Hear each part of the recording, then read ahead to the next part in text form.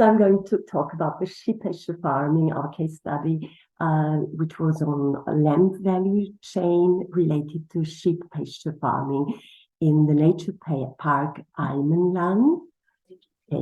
So the Nature Park Almenland is located in the Almenland Alm, Sommeralm region, which is part of the larger region of Weiz, and that is in the southeastern part of the Austrian Alps.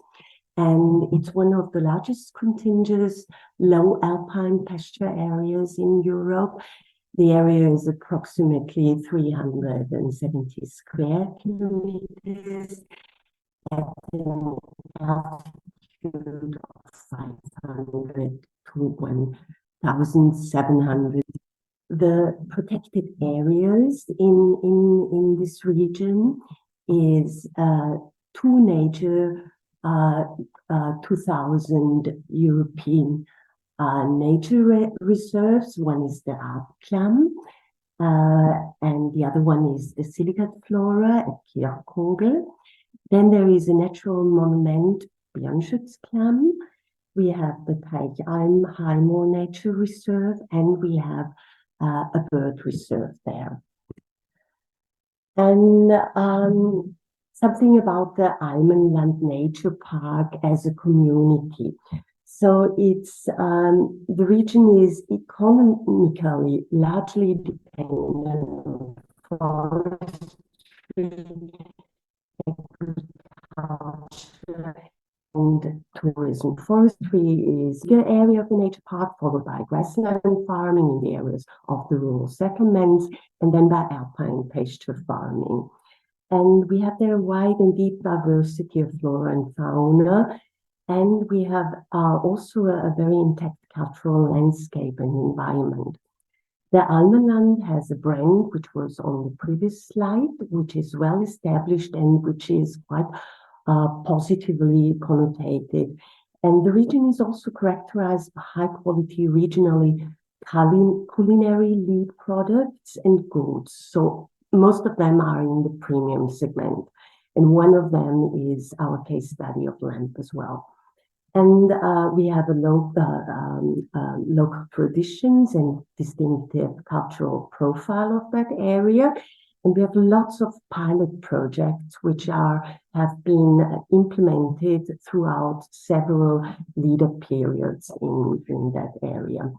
And one of the lead products is beef, but recently cattle farmers are increasingly giving up pasturing and going back to stable keeping, as this is more convenient for them. And that development also leads to the abandonment of pasture areas there, which has, of course, an impact on the landscape. But some of the cattle farmers switch to sheep farming, as this is less investment intensive and easier to manage in part-time farming. Those farms are often run by female farmers, and that leads me now to our case study, which is about the actor cooperative of the Weizer Schafbauern. So that was founded already a very long time ago. Recently, it has more than 300 members, 150 active farms of them.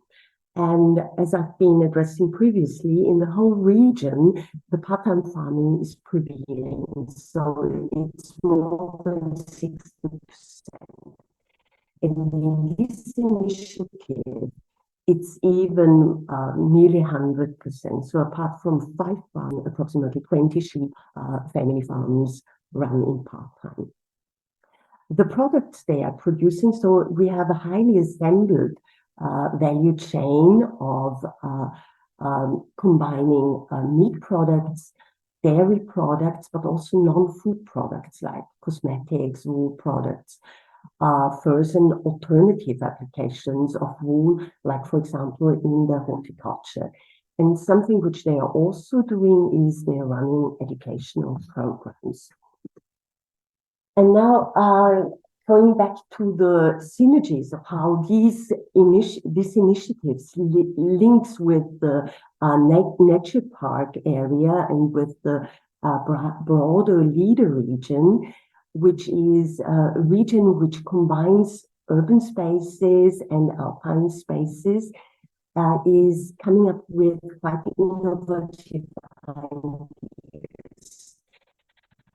So they are linked to the adaptation of farming practices in terms of wool as organic, or the soil generation, building up humus projects, or regional water balance projects for improved pasture and grassland management. And as already addressed, the switch from cattle farming to sheep as well. And the whole region is aiming to become a slow region. So what does that mean? That means enforcing renewable energy, enforcing soft mobility, including electric mobility, and also sustainable culinary products. And so there's on one hand a huge contribution of the pasture farming to the overall region. So the main with recreational areas and the tourism, that's a well-established hiking region, and the preservation of cultural value of pastures that does not only link to tourism, but also to the regional identities. And but one of the biggest threats is the encroachment and forestation. And in the last few decades, also in this area, also due to the reduction of cattle farming, there is a decline in alpine farming. And the consequences of the overgrowing pastures would be unified landscapes and reduced animal and plant diversity. And the sheep farmers are contributing highly to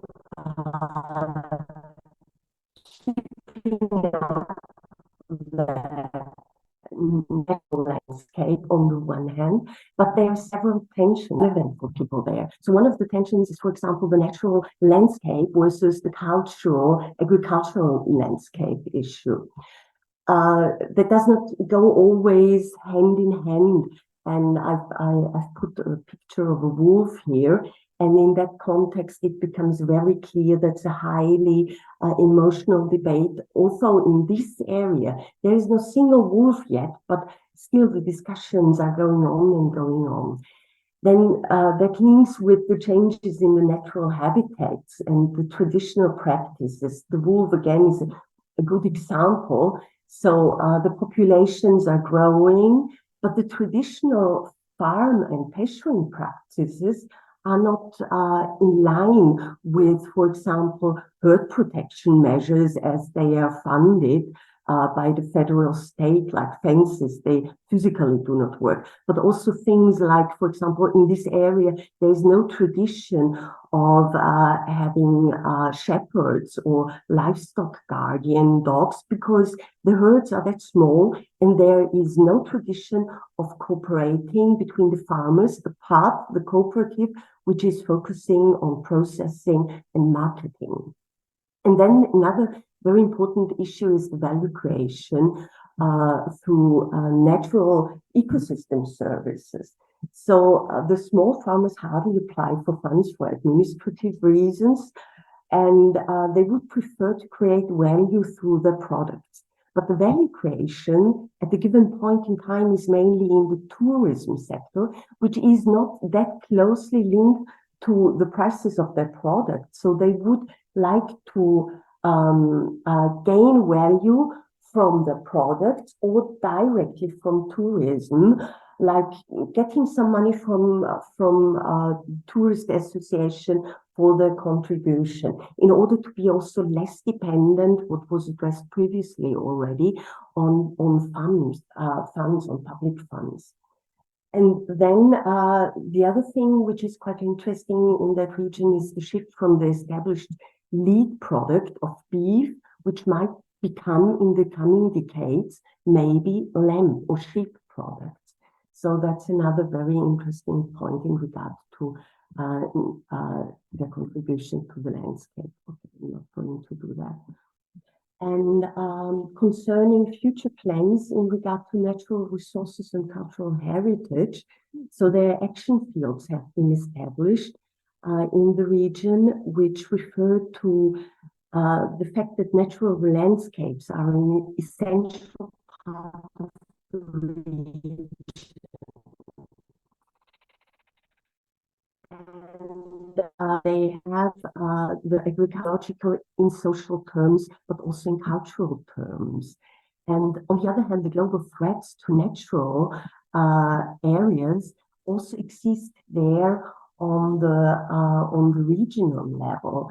So one of the most important resources for sheep farming represents the quality and the productivity of the pastures and the grassland. During summer times, the sheep are completely grazing on pastures, and during winter they are fed with grass silage, hay, and hay silage, which is usually all produced on farm. So also their viability is highly depending on the natural context there in that area. And some concrete plans at the moment are to set up a biodiversity network in the region, where to have a continuous alpine pasture management in the region, which implies the actors from the nature park and from the farming sector, and also the development of a project which is focusing on sustainable alpine pasture management. Okay, so that was the presentation. Thank you very much.